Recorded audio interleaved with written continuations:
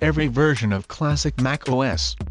This video will discuss the history of the classic Macintosh OS, which debuted on January 24, 1984.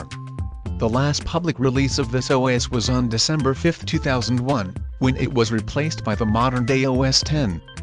Versions of classic Mac OS: Mac OS 1.0 and 2.0. System 1.0, 1.1, and 2.0 use a flat file system named Macintosh File System MFS.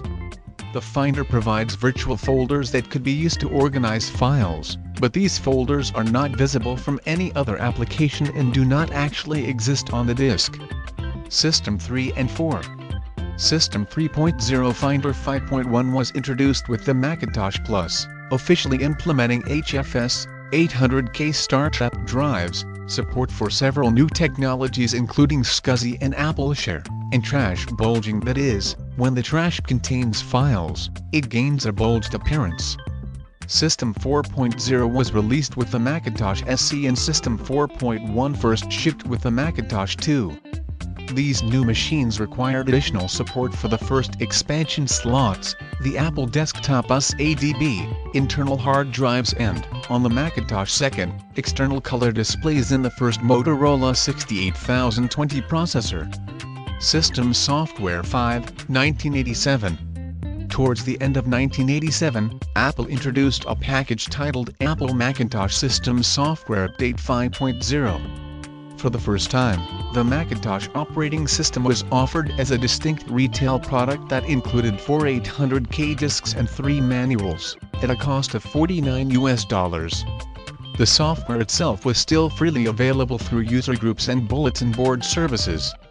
While the product box presented this update to the operating system as version 5.0, this number does not appear in the software itself. 3 of the 4 disk System Tools 1, System Tools 2 and Utilities 1, are all bootable, and the user can boot off whichever floppy contained the tools the user needs. For instance, System Tools 2 is the only disk with printer drivers, and Utilities 1 is the only disk with Disk First 8 and Apple HDSE setup. Because the disks are named System Tools, users and the press commonly referred to this version as System Tools 5.0. The primary new feature of System 5 is Multi-Finder, an extension which lets the system run several programs at once. The system uses a cooperative multitasking model, meaning that time is given to the background applications only when the foreground application yields control. A change in system functions that applications were already calling to handle events make many existing applications share time automatically, as well as being allowed to perform tasks in the background. Users can also choose not to use Multi-Finder, thereby using a single application at a time. In 1990, InfoWorld tested 4 multitasking options for PC and Mac, viewing Multi-Finder positively overall, but noting that its presence have the speed of file transfer and printing compared to the single-tasking System 6 without Multi-Finder. System 6. System Software 6, also referred to as System 6, is a consolidation release of the Macintosh system software, producing a complete, stable, and long-lasting operating system. 2 major hardware introductions requiring additional support under System 6 are the 68030 processor and 1.44 MB SuperDrive debuting with the Macintosh iX and Macintosh SE/30. Later updates include support for the first specialized laptop features with the introduction of the Macintosh Portable. From System 6 forward, the Finder has a unified version number closely matching that of the system, alleviating much of the confusion caused by the often considerable differences between earlier systems. System 7, the name transitions to Mac OS 7. On May 13, 1991, System 7 was released. It was a major upgrade over System 6, adding a significant user interface overhaul, new applications, stability improvements and many new features. Its introduction coincides with the release of and provided support for the 68040 Macintosh line. The System 7 era saw numerous changes in the Macintosh platform, including a proliferation of Macintosh models, the 68K to Power Macintosh transition, as well as the rise of Microsoft Windows, increasing use of computer networking, and the explosion in the popularity of the Internet. One of the most significant features of System 7 is virtual memory support, an essential subsystem anticipated for years, which only exists for previous systems in a third-party extension named Virtual from Connectix. Accompanying this was a move to 32-bit memory addressing, necessary for the ever-increasing amounts of RAM available to the Motorola 68030 CPU, and 68020 CPUs with a 68851 PMMU. This process involves making all of the routines in OS code use the full 32 bits of a pointer as an address, while systems use the upper 8 bits as flags. This change is known as being 32-bit clean. While System 7 itself is 32-bit clean, many existing machines and thousands of applications were not, so it was some time before the process was completed. To ease the transition, the memory control panel contains a switch to disable this feature, allowing for compatibility with older applications. Another notable System 7 feature is built-in cooperative multitasking. In System Software 6, this function was optional through the Multi-Finder. System 7 also introduced aliases, similar to symbolic links on Unix, shortcuts that were introduced in later versions of Microsoft Windows, and shadows in IBM OS/2. System extensions were enhanced by being moved to their own subfolder. A subfolder in the System folder was also created for the control panels.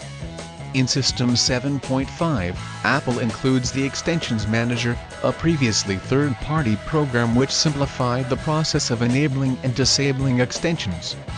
The Apple menu, home only to desk accessories in System 6, was made more general purpose. The user could now make often used folders and applications or anything else they desired PPER in the menu by placing aliases to them in an Apple menu items subfolder of the System folder. System 7 also introduced the following: Apple Script, a scripting language for automating tasks. 32-bit Quick Draw, supporting so-called true color imaging, previously available as a system extension. And TrueType, an outline font standard. The trash, under System 6 and earlier, empties itself automatically when shutting down the computer or, if Multi-Finder is not running, when launching an application. System 7 re-implements the trash as a special hidden folder, allowing files to remain in it across reboots until the user deliberately chose the empty trash command. System 7.1.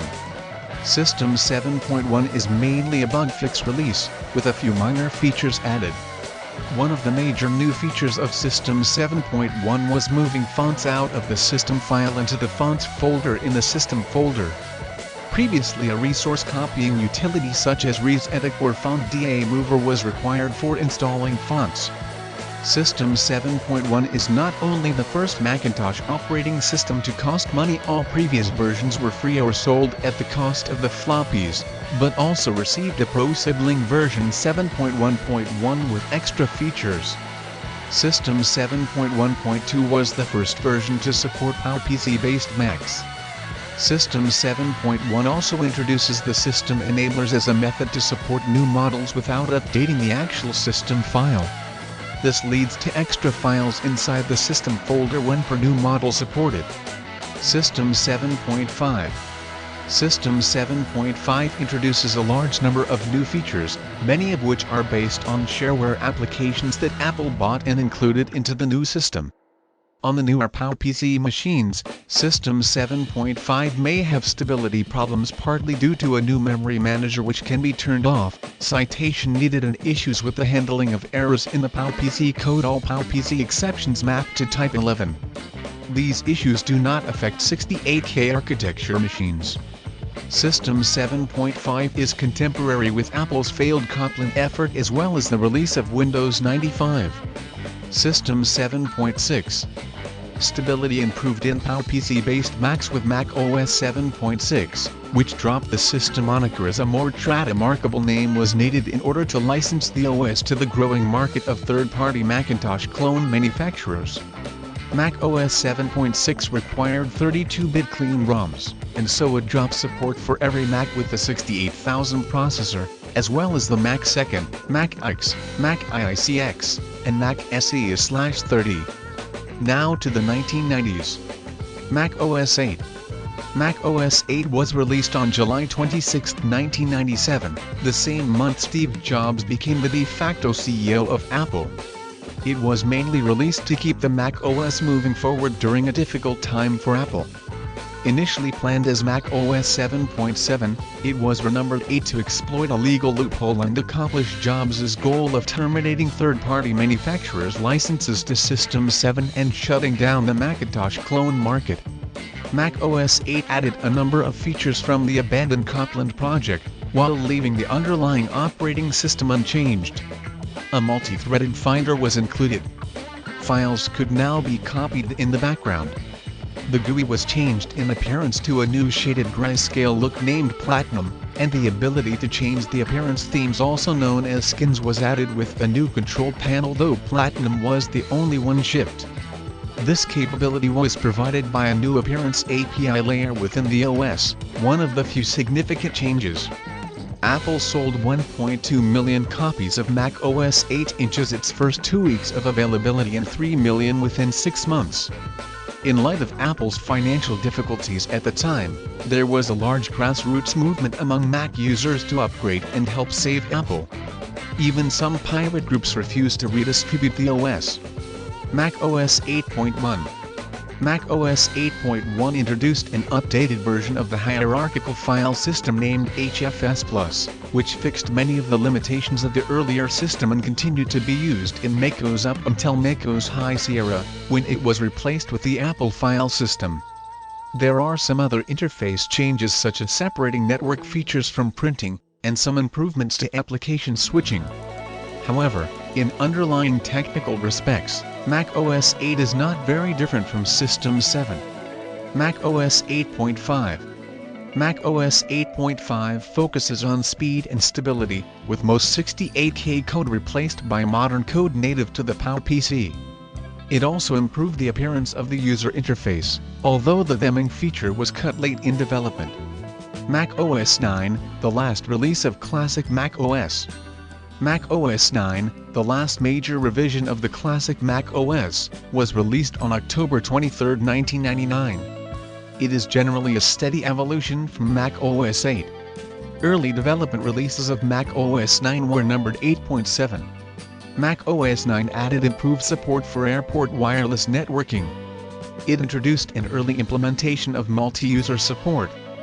Though not a true multi-user operating system, Mac OS 9 does allow multiple desktop users to have their own data and system settings. An improved Sherlock search engine added several new search plugins. Mac OS 9 also provides a much improved memory implementation and management. AppleScript was improved to allow TCP/IP and networking control. Mac OS 9 also makes the first use of the centralized Apple software update to find and install OS and hardware updates. Other new features included its on-the-fly file encryption software with code signing and caching technologies, remote networking and file server packages, and much improved list of USB drivers. Mac OS 9 also added some transitional technologies to help application developers adopt some Mac OS X features before the introduction of the new OS to the public, to help ease the transition.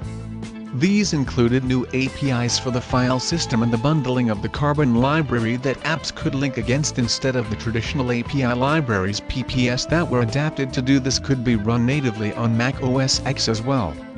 Other changes were made beginning with the Mac OS 9.1 update to allow it to be launched in the classic environment within Mac OS X. The final update to the classic Mac OS was version 9.2.2, released on December 5, 2001.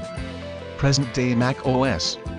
macOS originally named Mac OS X until 2011 and then OS X until 2016, is Apple's current Mac operating system that officially succeeded the classic Mac OS in 2001. Although it was originally marketed as simply version 10 of Mac OS, it has a history that is largely independent of the earlier Mac OS releases.